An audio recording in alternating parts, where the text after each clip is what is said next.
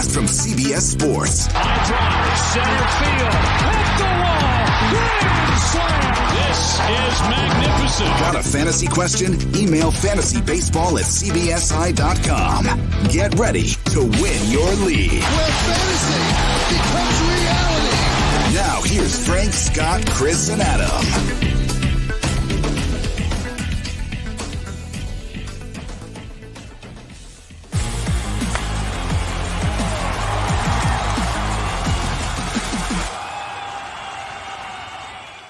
Hope you all had a fantastic 4th of July weekend, and welcome into Fantasy Baseball Today, the extravaganza. Frank Stanfield, joined by Scott White and Chris Towers, going to do things a little different today than our normal Monday morning podcast.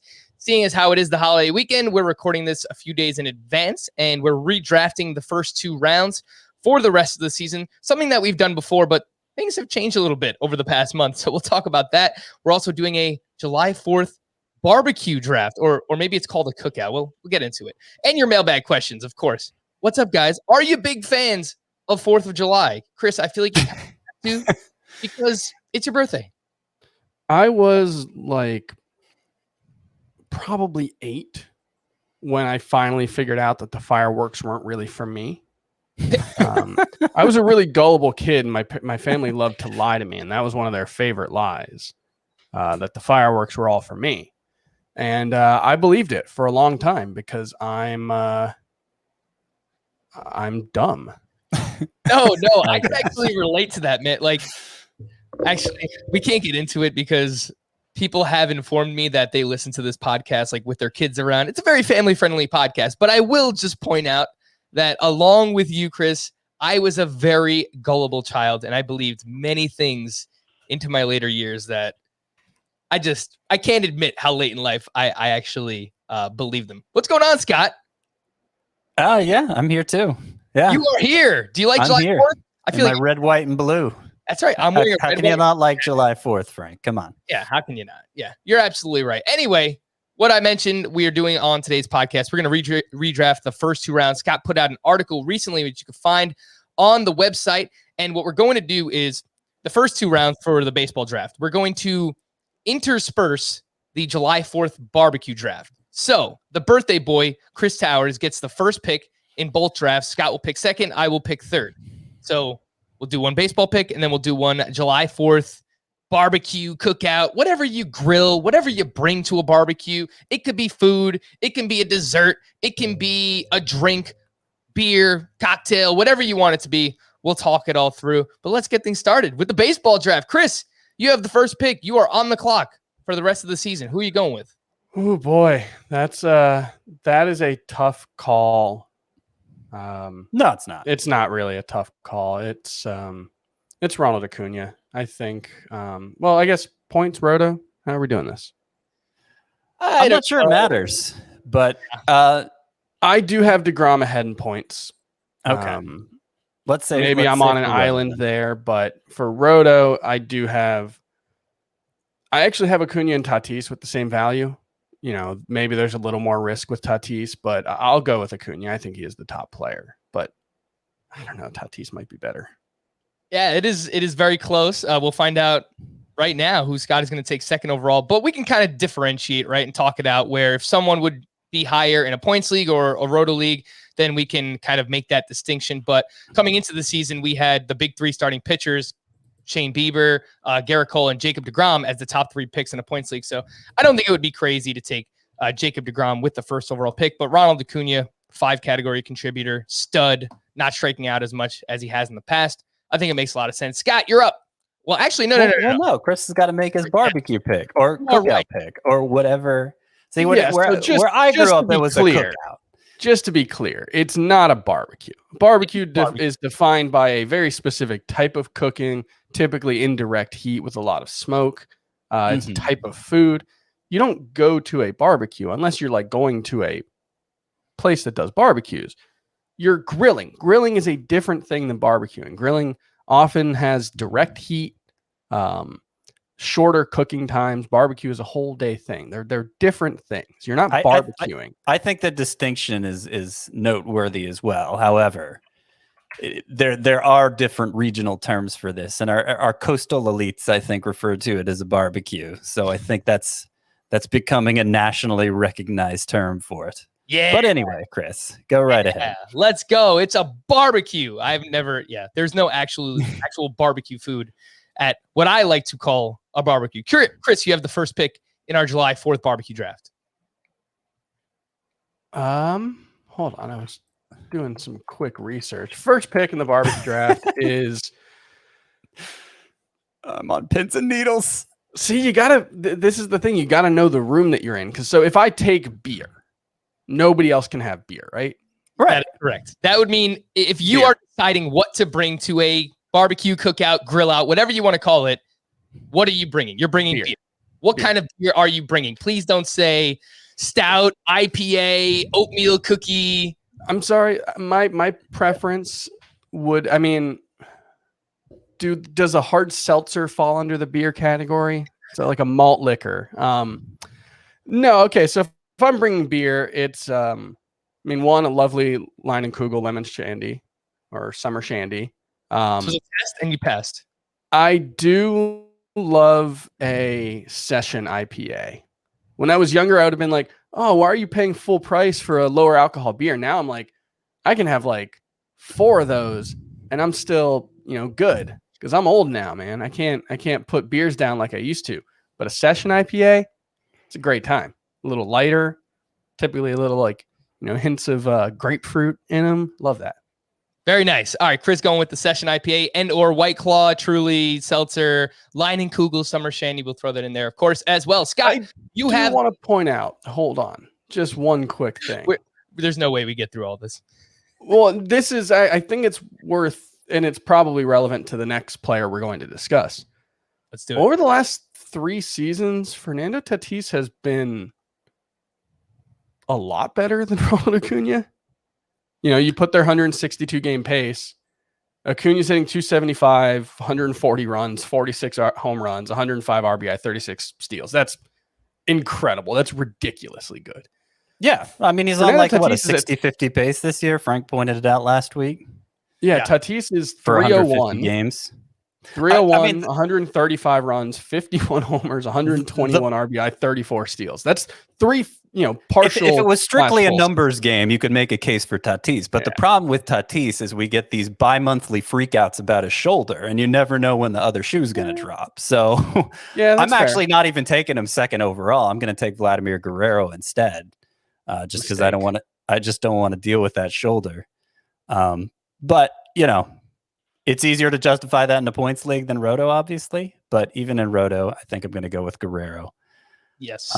And then for the second pick in the barbecue draft, I'm going to go with the hot dog. The hot dog's pretty important to me. The hot dog, it's treated like such a peasant food. Most of the year we mistreat it, we boil it, we microwave it, for goodness sake. But if you're gonna make the effort to fire up the grill, roll it around a little on there, break out the buns. Don't just go with a slice of bread folded in half, but give the hot dog its own dedicated vehicle in the bun. You give it you put it on the grill, you give it that nice char, crisp it up a little on the outside. It takes that peasant food and turns it into something that's fit for a king, especially if you go all out and you buy like a really good brand hot dog, like a Nathan's or Applegate. I don't know if you guys have tried an Applegate hot dog before, but those are delicious. I need a hot dog at my 4th of July barbecue. I don't love a kosher dog. I'm going to be honest. I want the undefinable meat slop hot dog. That's my go-to hot dog. Give me like a Ballpark Frank and a potato roll. Maybe heat up some chili on the grill. Throw some cheese on that bad chili boy. On a hot dog. That's next level. We were talking about chili dogs a couple weeks ago. Chili cheese dog is just it's great, but boy, is it dangerous. Yeah. I don't think I could do it on a 4th of July cookout because there's so many other things to eat, If you start piling chili on your hot dog, how far are you going to get, really? Yeah. All right. So we have beer and hot dogs at our July 4th cookout, and Ronald Acuna and Vlad Jr., the first 2 picks of the draft. I will end the slide for Fernando Tatis Jr. And Scott, you're right about these kind of bi-monthly, once per month kind of freakouts about the shoulder injury for Tatis. But even with that, this is crazy. He's averaging 4.8 fantasy points per game, which is by far most among all hitters in baseball. And I mentioned recently, you brought it up, he's on a near 60 homer, 40 steal pace over 150 games. Fernando Tatis is just otherworldly. I can't even imagine what he would be doing if he never had a shoulder injury this season. So it's pretty crazy for Fernando Tatis. For me, I'm surprised that this lasted this long. I thought it was kind of just like a shoe in, pencil it in, whatever you want to do in cheeseburger, man. The class, the burger, the cheeseburger. You want to put cheese on it? Go ahead. I prefer cheese. Nice little pepper jack on my burger there. Tomato, some onion, maybe throw some lettuce on there, some ketchup, some hot sauce. Get a red onion, a little red onion. Love a red onion. Pickle. You got to have pickle too. But see, here's the pickles thing. are very hit or miss. No, here's the thing. No pickles. No pickles allowed ever. If you ever order a Popeye's chicken sandwich, no pickles. No pickles on my chicken sandwich. I don't like that. Do not put pickles on a sandwich. I cannot do it. Can't do it on a burgie. I like it on a burgie. Yeah, you get that dill like out with the red onion. Anyway, the reason I skipped the cheeseburger and went with the hot dog, I love a good burger. I have never gone to a cookout and gotten a burger that I thought was as good as like a restaurant quality burger. Like nobody's ever made a homemade burger for me. I haven't done it myself. That's ever quite lived up to that. So I think if you're just talking about at home cooking on the grill, the hot dog is I think it reaches a little higher than the burger. I do. I like both. I hear what you're saying. It doesn't really live up to the restaurant burgers. I mean, those are like juicy, massive. And I guess there's some, someone somewhere is making crazy burgers. Someone out there is saying, "No, you've never let me make you a burger before you." Yeah, I know that's probably a thing that's going on. I've eaten some burgers that people have raved about, and they're fine, but they're not like. To Scott's point about the hot dog getting special treatment on the July 4th and getting the grill, burgers are much better cooked on a smoking hot pan than on a grill. Too many people overcook their burgers on a grill. I need mine medium at most. So I guess you get that nice hard crust on. Yeah, no, it's not the best utilization of a burger on the grill. I hear what you're saying. I'm more of a medium well kind of guy, but yeah, if you do like your burger alive a little bit, it is a little bit tougher to pull off there. Chris, you are back up. You have the 4th pick in the baseball draft, the 4th pick in the July 4th barbecue draft. Jacob deGrom. He's the best pitcher in baseball. He has had, besides the 5-week stretch where he had an injury scare pretty much every start, on the performance side, he has had 0 issues. There are no questions about whether Jacob deGrom is the best pitcher in baseball on a per inning basis. And pitchers get hurt.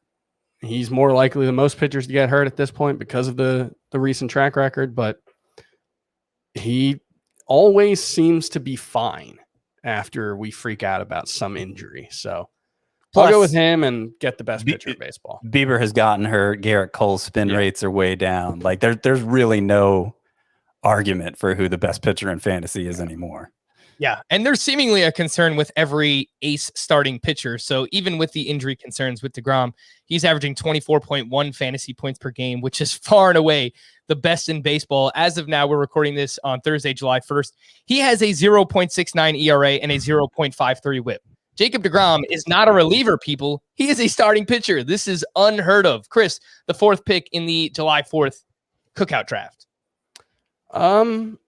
Okay, so I'm going to stipulate that it has to be made well, but ribs. Some people don't take off the silver skin on the back and they don't give it the proper time that it needs. Ribs, you need to let them cook at a relatively low temperature for a while to turn some of that the fibers in the muscles into juice. But if you take your time, if you give them a couple hours, ribs are, I think, the highest upside play when you're talking about food cooked over an open fire. I'm all about it, man. Get messy. Get the barbecue sauce on there. Whatever kind of sauce you want to put on rub. them. The rack of ribs. Carolina style mustard based rub or sauce. Love that. Let's do it. Scott, you're up. 5th pick in both drafts. 5th pick in the baseball draft, I'm going to go with our old pal Juan Soto, who I really don't have any concerns about his production. Obviously, it's been down to this point, but I think we're going to see a neck and neck battle between him and Vladimir Guerrero for best like pure hitter. Take stolen bases out of it, just pure hitter in the second half. Because you look at all the underlying numbers, all the StatCast data, the exit velocity, the hard hit rate, the expected stats. I mean, Juan Soto looks like Juan Soto. Last year, I mean, being the short season, he probably it was an outlier performance over a small sample, and it may have caused people to it may have given people inflated expectations for Soto, but he's still amazing. He's still amazing, and he's going to show it in the second half. As for our 4th of July barbecue, I'm gonna we got to go with something other than meat here. We got a lot of meat going on at this barbecue. We need something to help the digestion. I'm gonna go. Maybe that's not the best way to describe. I'm gonna go with corn on the cob. I'm gonna go with corn on the cob. Yeah, corn on the cob on the grill is. Yeah. Now, like this is. Yeah. Even going back to like childhood, you knew what corn was. You'd have a little pile of kernels on your pile. Oh, that's corn. Whatever, corn. It's cream something corn. Something your parents tell you to eat. It's just But corn on the cob on a grill becomes this like magical rendition of it. I don't even know why exactly, but you roll it around on the butter. You get the salt and pepper on it. You eat it like a typewriter. And it's just like, even though it kind of sticks in your teeth, and that kind of annoys you the rest of the day, it's just a must. It's just a must for this sort of thing. A bunch of butter, you char it a little bit, bunch of butter, some chili powder. That's people don't know about this. Throw a little chili powder on your corn. Oh my God, that's next. That probably would be good. I don't know that I would have cared for that as a kid, but probably would be good. Some butter and chili powder. I've got a bit of an Azer take, I guess a Stanfield take here, but I'm not a big corn guy. I ate so much corn growing up. Like you mentioned, Scott, it's all right. They give you the little corn kernels or whatever. And it just kind of ruined all corn for me. Like I don't like to eat corn anymore, even corn on the cob. But I see people lathering it up with the butter and stuff. It does look pretty good. The chili powder, I might try that. That sounds pretty awesome. You ever had esquites? The what? Esquites? No, what's that? Like Mexican street corn. Oh, no. I've seen it around though. cheese mixed with a little like crema or mayo, chili powder, a little lime juice. Amazing. Chris, I mean, you got to take me out for some of this fancy food that you always talk about, man. We live like 10 blocks away from each other. So let's make this. No, I exaggerated that, but still, we're kind of close to each other. All right, 6th pick in the baseball draft for me. I am going with the man, the myth, the legend, Shohei Ohtani, who has completely broken out onto the scene. Maybe it's a little bit high, middle of the first round here, but just looking at his fantasy points per game as a hitter this year, 4.0 fantasy points per game. And I kind of wrestled with maybe Trey Turner in this spot, but even from like a roto perspective, you're going to get more steals from Trey Turner, but Ohtani's going to give you much more power. I mean, he has 28 home runs. I think the counting stats are going to be better for Ohtani just in general. A few less steals, batting average not going to be as good for Shohei Ohtani, but when we did this 6 weeks ago, I hesitated to put Ohtani in the first round because I figure he's going to wear down, being in the lineup every single day, starting, every 7th or 8th day, whatever it ends up being. But his June was by far his best month, and he's not slowing down. So yeah, I agree with Ohtani. All right, and in the Cookout barbecue draft, I'm gonna get away from the food here for a second. Chris is bringing the beer, the line and Kugels. Oh, I'm under the assumption that you guys are on your own. Oh, yeah. No, that's fine. Because You just brought it for yourself? Yeah, this is you're building your own Oh, okay. July 4th barbecue. I thought we were building a You collect. don't get my beer. I mean, you know me. I'm cool with the cup of lukewarm tap water. So I will probably not be I'll probably not be using my picks on a beverage, but Frank may want to. Chris is one of those guys who comes to a barbecue with just a 6-pack, and then once that goes, he starts drinking everyone else's drinks. I wear cargo pants and I just keep them on me.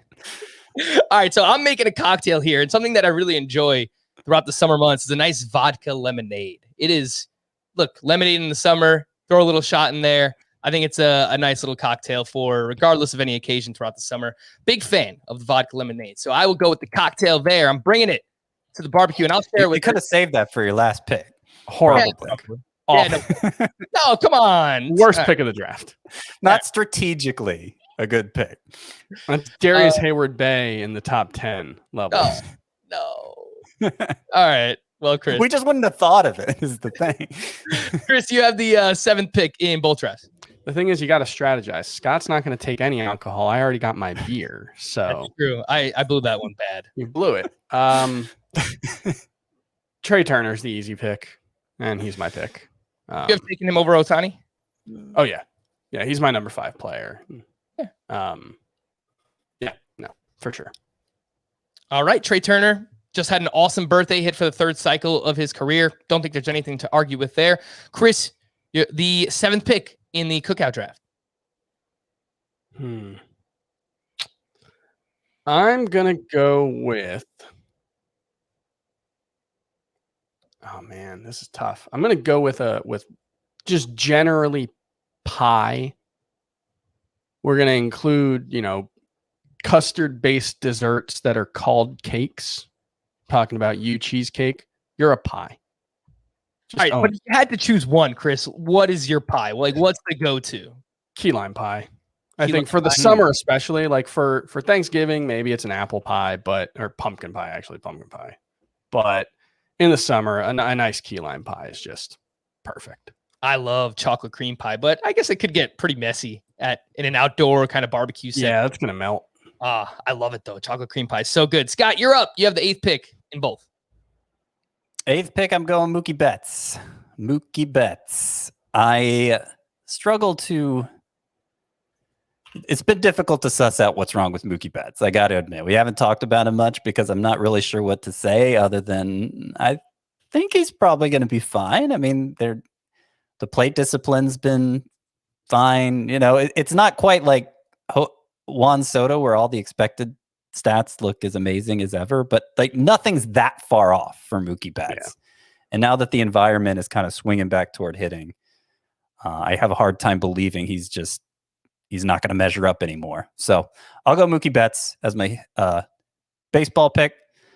For the Cookout, I'm going with the watermelon. You need the watermelon at the 4th of July Cookout. You're eating all these rich and fatty foods. It's just good to break it up with that cool, juicy bite of watermelon. Good palate cleanser. It just really rounds out the whole meal, the watermelon. Big fan of the watermelon as well. I like that. I like where this is going. We're doing well. We're making good progress here. 9th pick in the baseball draft. I am going to go with what I think is a pretty obvious call here, and I'm going to go with Jose Ramirez. Though the steals have been down a little bit this year, he's only at 6 steals. I know you were a big fan coming into the season, and so far Jose Ramirez has returned pretty much the value you expected. Again, steals down a little bit. He's not going to give you a huge batting average, 265 at the time of recording this, but counting stats are great. He's at 18 homers, 50 RBI, 53 runs scored, and that comes in a lacking Cleveland lineup. So, even in spite of that, Jose Ramirez has been pretty damn awesome. For what it's worth, that was one of the biggest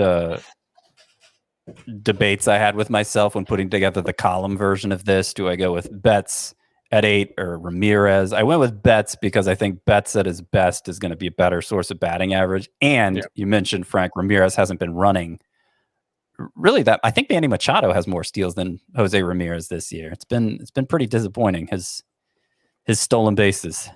Yeah, Machado does. He has 8 steals to Jose Ramirez's 6.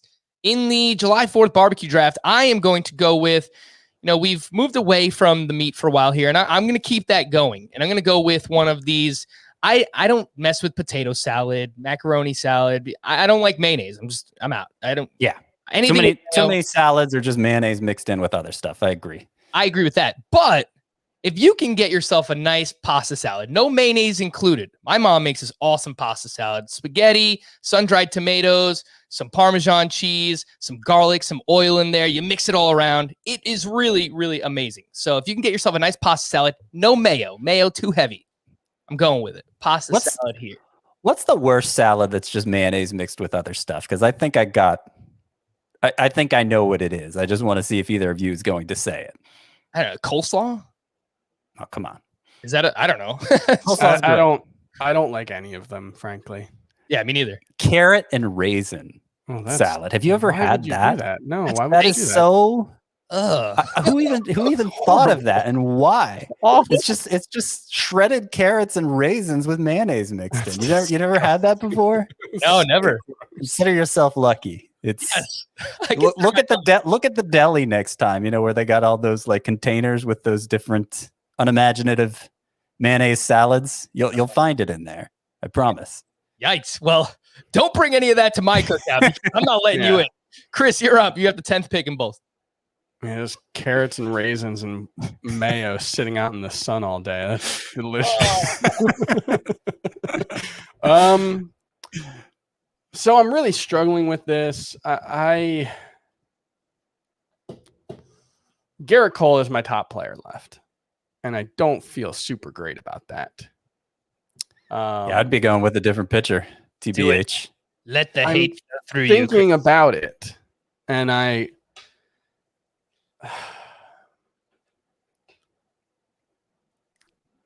Max Scherzer.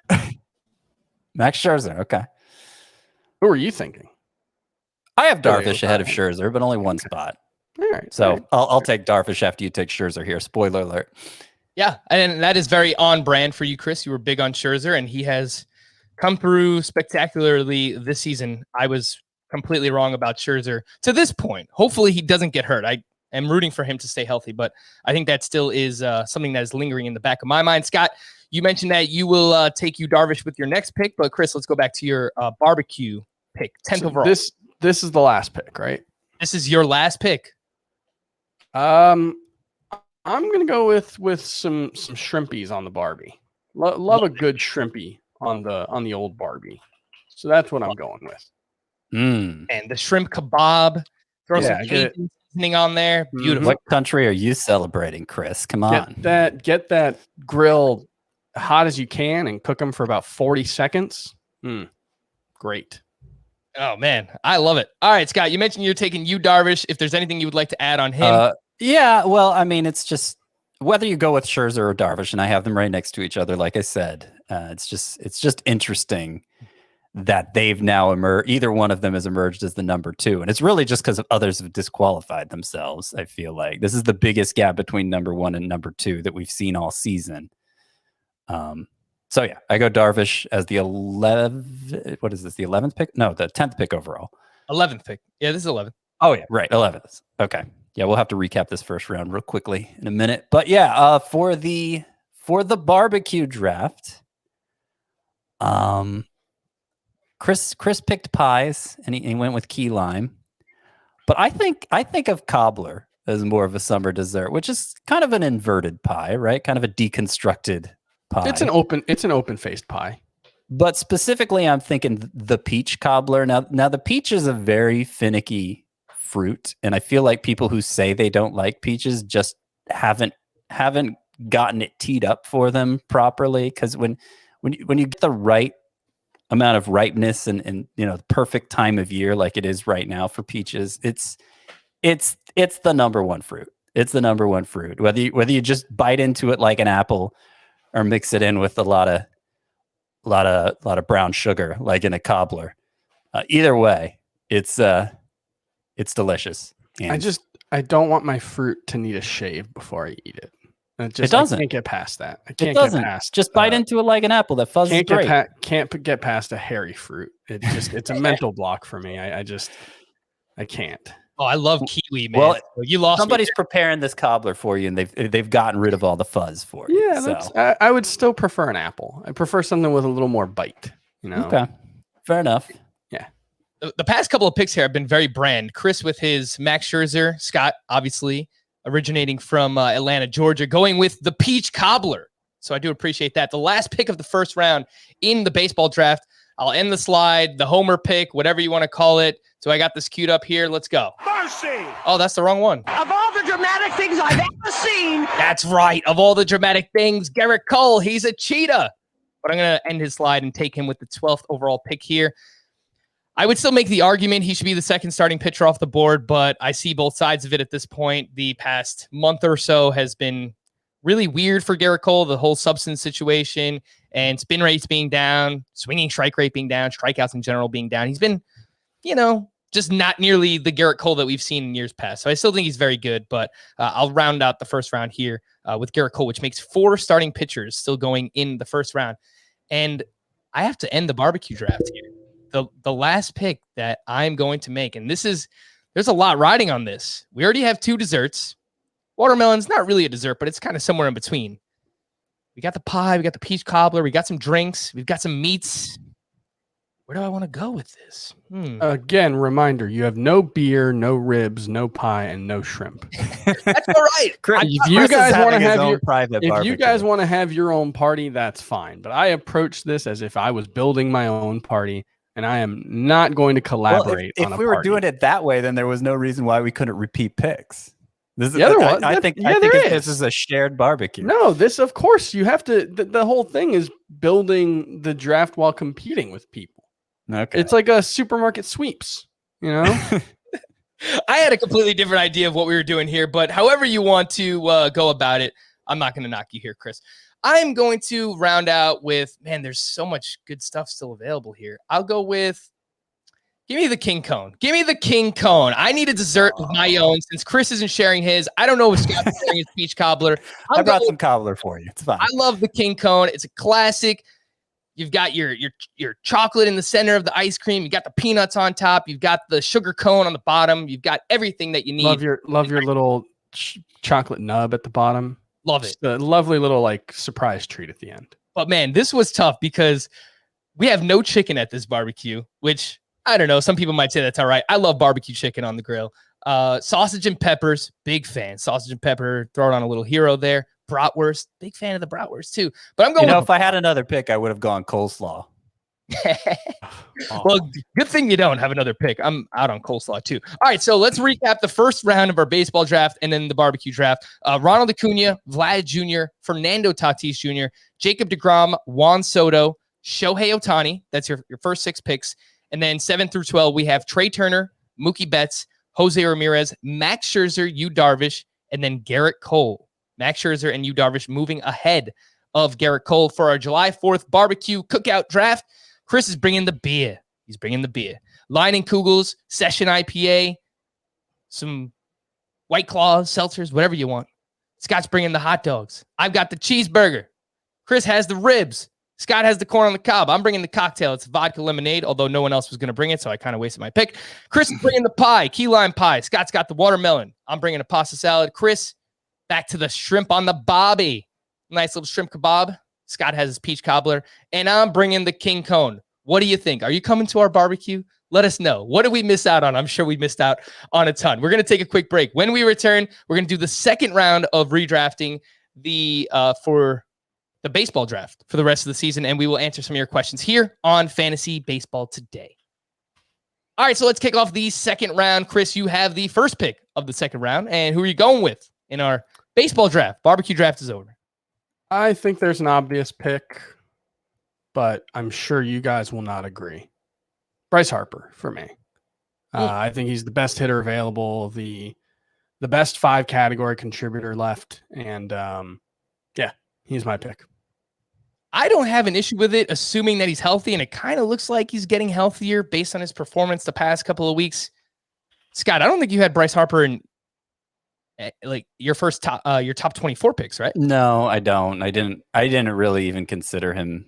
Wow, that hard for it either. I mean, he's just been absent for 2 months basically. So, look, he could be one of the top 12 players, top 13 players in the second half. He's certainly shown that kind of potential before. Chris is raising his hand. Objection. Bryce Harper just had a 921 OPS in the month of June. He had 6 homers and 3 steals in 20 games. Okay, so I don't think 2/3 of the month. Absent. Well, sure. He got a little dinged up. But when he was out there, he was awesome. He's been awesome this season. Okay. Bryce Harper. Well, with the 14th pick, I will go with someone who I think will even have a higher than 921 OPS the rest of the way. And that someone is Freddie Freeman. Freddie Freeman. Kind of like Juan Soto and Mookie Betts, in that I don't really see anything that's wrong with him. And kind of like Juan Soto, the expected stats, he looks every bit like the Freddie Freeman we've always known. So, I don't know why his batting average is lagging so much. The power production isn't really. The power production's been fine. It's just the batting average. But he's still as safe of a source of a 300 batting average as anyone you'll find. And I expect him to do that from this point forward. So Freddie Freeman is my pick at 14th overall. I think the issue for Freeman, if there is one, and this was pointed out on a Fangraphs piece probably 3 or 4 weeks ago, he's not pulling the ball nearly as much. We talked about this on Friday's podcast, I think. Thursday's podcast. Yeah. He's not pulling the ball nearly as much, and it has led to worse outcomes for him. But lately, he is pulling the ball more. In the month of June, I think his pull rate was right in line with where it's been the last couple of seasons, right around 40%. So that's a good sign. I totally agree. He's going to be one of the best hitters in baseball moving forward. If he's as good as Vladimir Guerrero rest of season, it wouldn't shock me at all.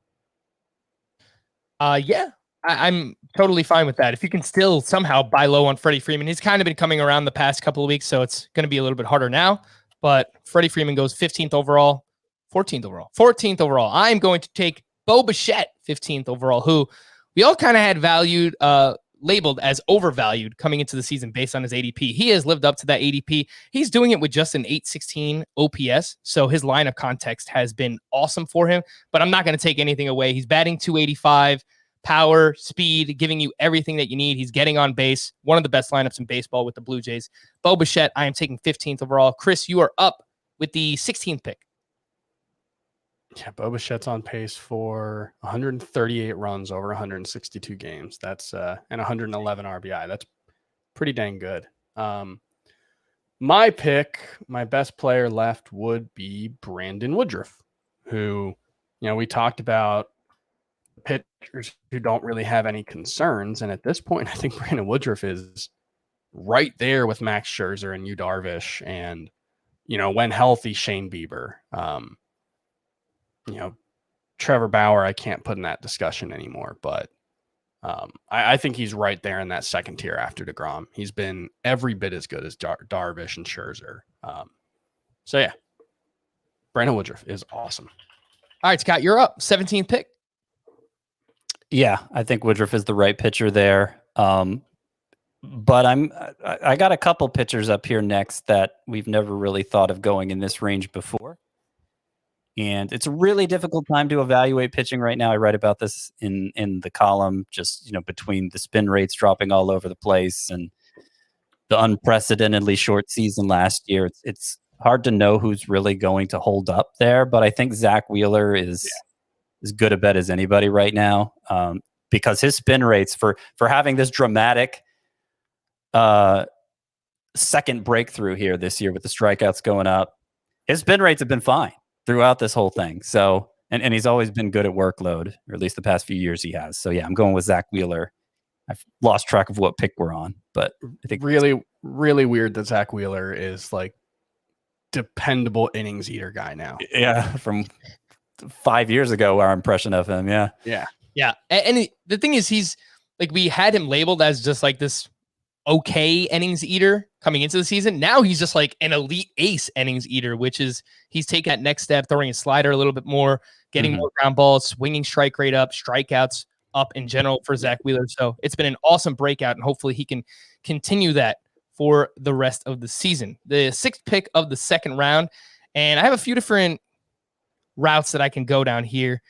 But someone that I loved coming into the year, Scott, I know you loved him. Chris, I don't remember where you were at, but Nick Castellanos, man. Like, he's not going to give you any steals. I realize that. And he's probably not going to hit 350 for the entirety of the season. But I always thought that his profile had this Freddie Freeman-esque season in it.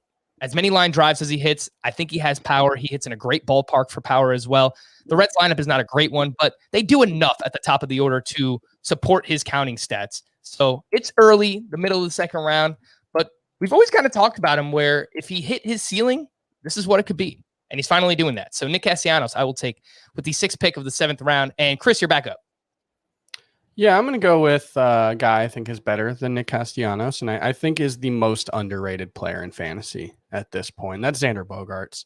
He's hitting 330 this season with a 942 OPS. He's been amazing. But even over the last 4 seasons, I don't know if the perception has caught up with reality here, because over the last 4 seasons, Xander Bogaerts is hitting 305.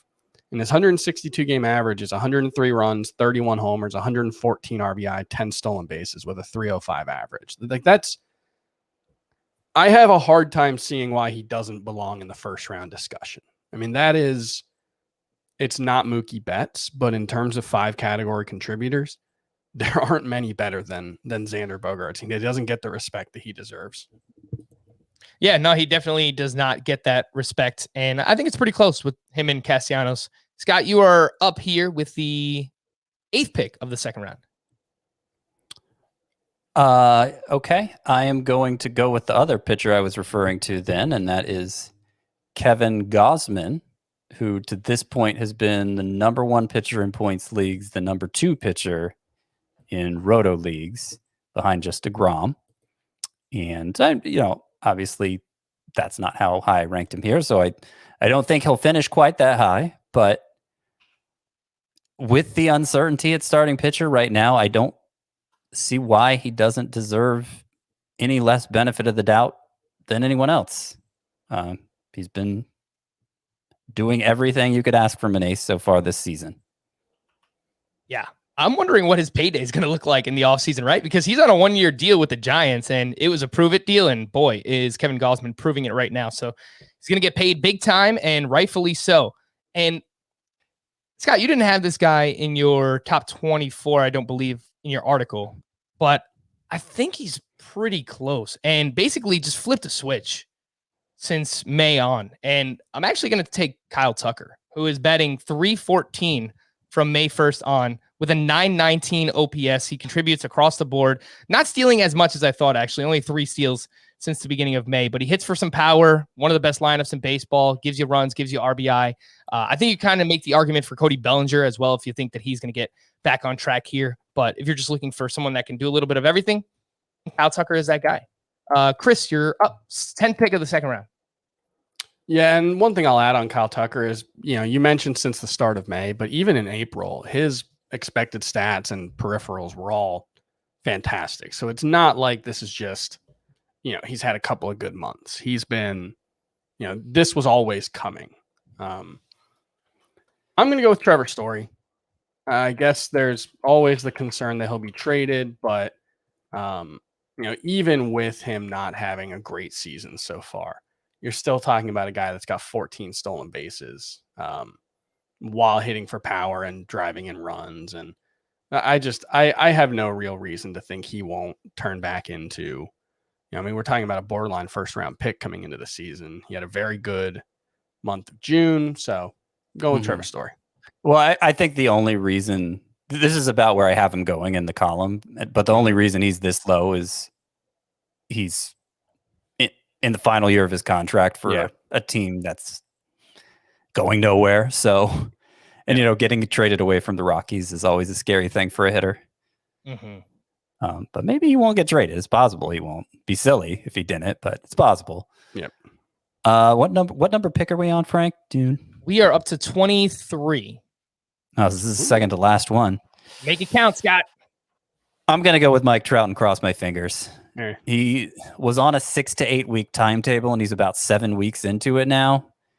I'm a little concerned that there haven't been more reports about his progress during this time, and I don't. At this point, I'm not confident he's going to be ready to go right after the All-Star break, but hopefully before the end of July, and from the time he is ready to go, I expect he'll be a top 5 hitter.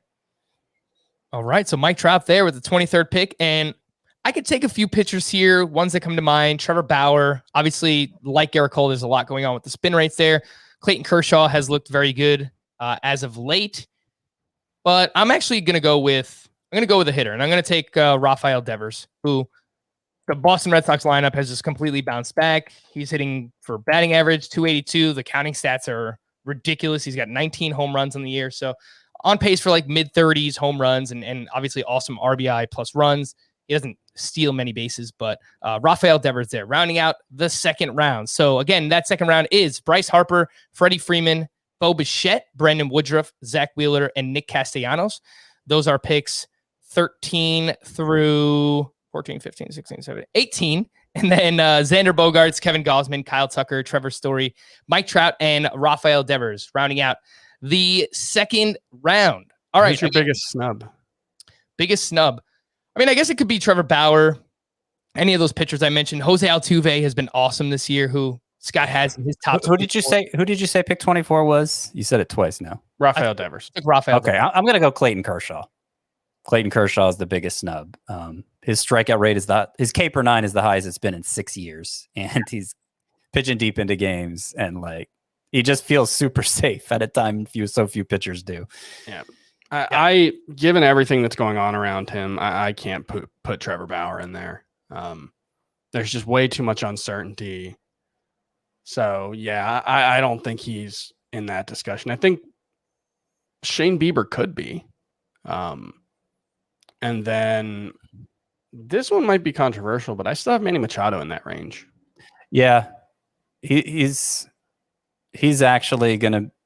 I'm gonna add him into the column here as soon as the podcast is over as my number 24 pick, Manny Machado. I actually think the odds are pretty good from today forward. He's better than Rafael Devers.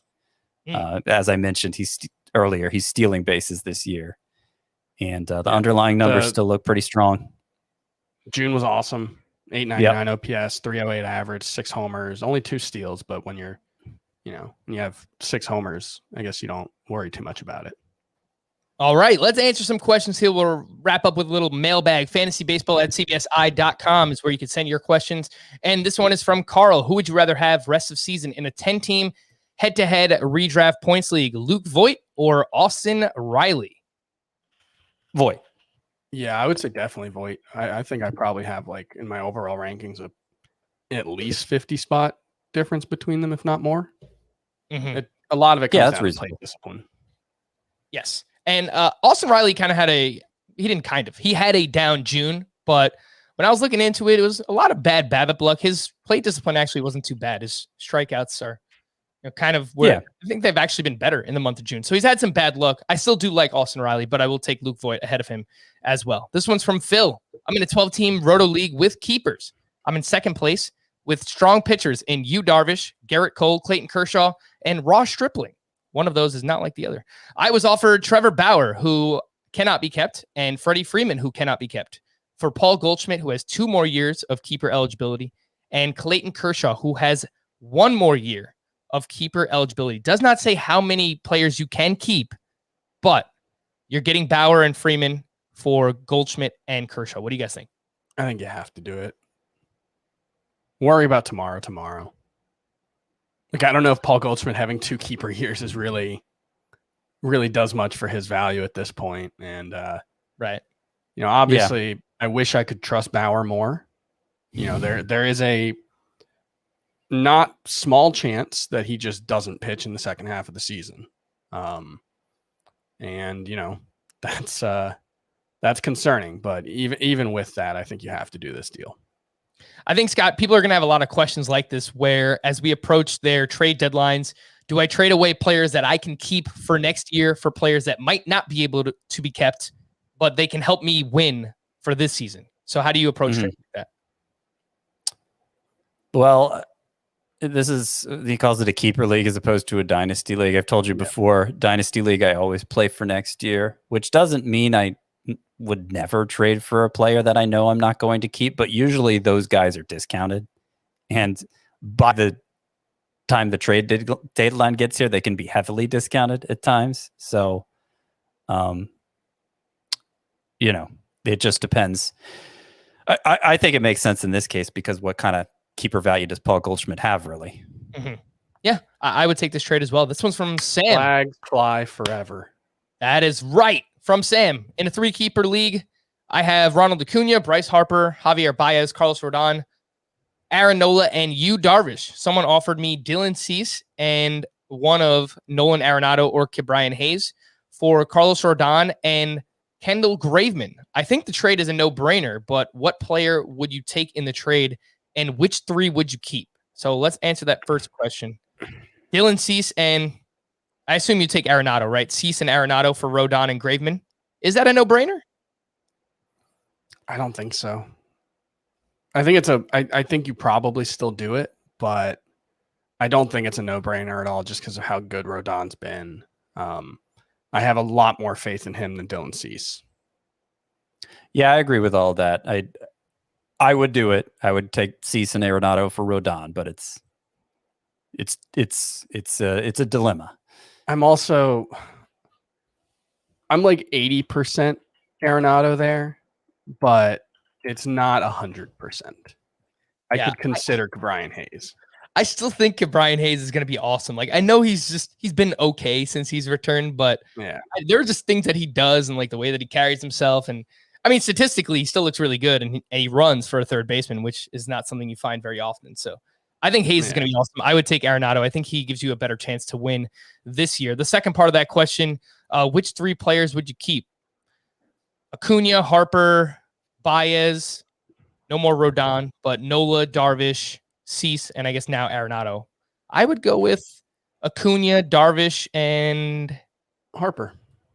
Yeah, that's the way I'm leaning.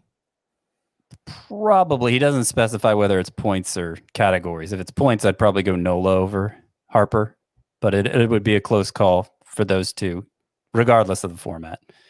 This next one's from Matt. I'm currently 3rd place in my league and want to secure a playoff spot. My weakest position is first base, where Jesus Aguilar has just been dreadful for me, and Alex Kirilloff is performing about average.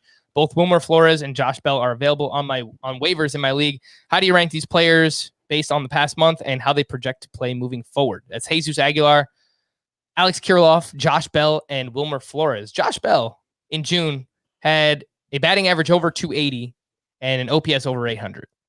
For what it's worth. Yeah. Did he still miss a lot of playing time? Checking on that now. Yeah, he still did lose a lot of playing time. So he does not play against lefties anymore. I think Aguilar still, I know he says he's not happy with Aguilar, and I understand. First base has been a tough position for me to fill in several leagues. But Aguilar, I think, would still be my first choice here, followed by Kirilloff and then Bell. What do you think, Chris? Yeah, I think I agree with Aguilar as the best player. Yeah. I'll admit.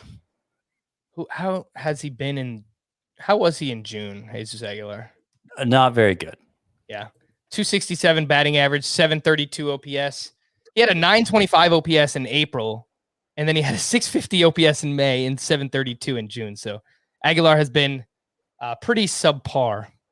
I think Alex Kirilloff probably has more upside than him if you just want to chase that up. Yeah, he does. And we've talked about how his expected stats are very strong. The answer is you probably need to make a trade, if we're being honest. From Michael, grade the trade, head-to-head points. Got Josh Hader, Sent, Alex Wood, and Domingo Germán, leaving me with only Gerrit Cole, Yu Darvish, Walker Buehler, Joe Musgrove, Yusei Kikuchi, Pablo Lopez, Charlie Morton, and Framber Valdez, with Maeda and John Gray as spot starters. That's actually a very good pitching staff, with Means and Severino on the IL. Josh Hader, Ryan Presley, and Brad Hand are now my primary closers. So grade the trade. I don't. B+. I'm hoping that this is not a standard points league where you only start 2 RPs, because Hader, Presley, and Hand is a little overkill. But even with that, I think this is an A. Wood and Armand in a 12-team points league are, I think, very droppable. Mm-hmm. Well, Wood has the RP eligibility. Sure. Which, Yeah. The points league, the head-to-head points league I have him in, he's just a fixture in my lineup, basically. But yeah, I'd rather have Hader. Just going back to the last question about the first baseman, if by chance Joey Votto is available, I'd rather have him than all those guys, Aguilar, Kirilloff. Votto's still available in a third of CBS sports leagues and probably more in other places. This next one's from Anthony. Alex Bregman has shortstop eligibility in my league and is hurt. It's an OBP league, head-to-head categories. Do you prefer Miles Straw? When I looked this up, I have no idea how, but Miles Straw has shortstop eligibility on Yahoo. If someone wants to explain that to me, sure. Miles Straw, Willy Adames, or Jorge Polanco until Bregman is healthy. Well, Straw did come up as a shortstop originally. He's played 3 innings there in his major league career. Yeah. That's no, he's played more than that. He played 26 games there in 2019. Did he? Yeah. So they're just carrying over eligibility. Yeah, they carried from over 2019 eligibility. That's what happened. Anyway, Polanco's my first choice. What were you saying, Chris? I was saying Adames. Yeah, I could see that. I was writing about Adames in waiver wire recently, and just how good he's been since joining the Brewers, and how good he's been everywhere but Tropicana Field in his career. Yeah. And I was surprised to find out he's only 25. So Adames still has. Yeah. And he was a top 10 prospect. Yeah. It was 4 or 5 years ago now, but it's not like he was just totally lacking in talent. Yeah. Yeah. But Polanco's been really productive since April himself. So it's a close call between those two. It is very close. I think if you need a few steals to chip in there, then I would probably lean with Polanco. If you just need a little bit more power, some RBI, Willy Adames is probably the one for me. In a vacuum, I think I would lean Polanco, but I do like Willy Adames quite a bit. This one's from Jordan. Hey, Ronald, Juan, Mookie, and Shohei. No idea. No clue. Top 4 first baseman, I think, rest of the season. I feel like Raimel Tapia is being criminally underrated. I play in a head-to-head points league that values Raimel Tapia as the 13th outfielder through his first 77 games this season. This is me talking again, Frank. On CBS, he's actually outfielded 20 in points, but still very good. Back to the email. I was never a believer until this season, and admittedly, he isn't remarkable, but the more I look into him, the more sustainable he looks. What do you guys think? Raimel Tapia. We do have him ranked very low. Scott has him at 56 in the outfield. Chris has him 57. I have him at 45. So I moved him up recently, but he's been very good. Like, the counting stats are awesome just because he's leading off for the Rockies. Yeah, I mean, his 162 game pace going back to the start of the 2020 season is a 302 average, 93 runs, 8 homers, 70 RBI, 24 steals. I do think he's probably pretty underrated for fantasy, given the fact that he's leading off and playing every day for the Rockies. I don't know if he's good, like as a Major League Baseball player, but we probably are undervaluing him, I think, collectively. Well, he's definitely like a Coors Field creation, right? If he wasn't playing at Coors Field, nobody would care about him. And career 608 OPS away from Coors Field. And even with that, I mean, he was batting 253 at the start of June. So the batting average is doing a lot of the lifting there. All 11 of his steals. Is that true? Oh, 10 of his 11? Okay, no, not quite. He had a bunch of steals in June, too. His numbers looked much worse before June. And I might have him. I might need to move him up a little, but I don't have a ton of confidence in him moving forward. Yes, a very big June for Raimel Tapia, 345 batting average, 856 OPS. He hits a ton of ground balls, 66% ground ball rate on the season. A lot of his value is tied to that lineup context with the Rockies. He's solid. He's like a top 50-ish outfielder, I think, rest of the season. This last one's from Ned, 12-team categories league. Got Nico Horner coming back soon. Who should I drop, if anyone, to make room for him? Jesus Aguilar, Alex Kirilloff, Tommy Edman, Ahmed Rosario, JP Crawford, Dom Smith. It might be Dom Smith. It might be. Yeah, that's what I was thinking too. I'm not tied to Aguilar or JP Crawford either, but I think, Yeah. If you just prefer to hold on to Dom Smith in the hope he comes around. But I pretty much lost faith there. He's had 70 more plate appearances this season than he had in either 2019 or 2020. So it's not like we can just write it off as a small sample size. Right. All right. Yep. You can drop. I think Dom Smith is probably the leading candidate there. JP Crawford, man, put some respect on his name. Empty batting average, but exactly. It's been all right. We're going to wrap there for Sky Chris. This is actually, I think, the first time ever we've been podcasting together past year and a half or whatever that we completed a full rundown. I kind of feel like we need to throw a celebration. And I thought there was no chance of that happening. Look at that. We did it. For Scott and Chris, I'm Frank. Thank you all for listening and watching Fantasy Baseball today. We'll be back again tomorrow. Bye-bye.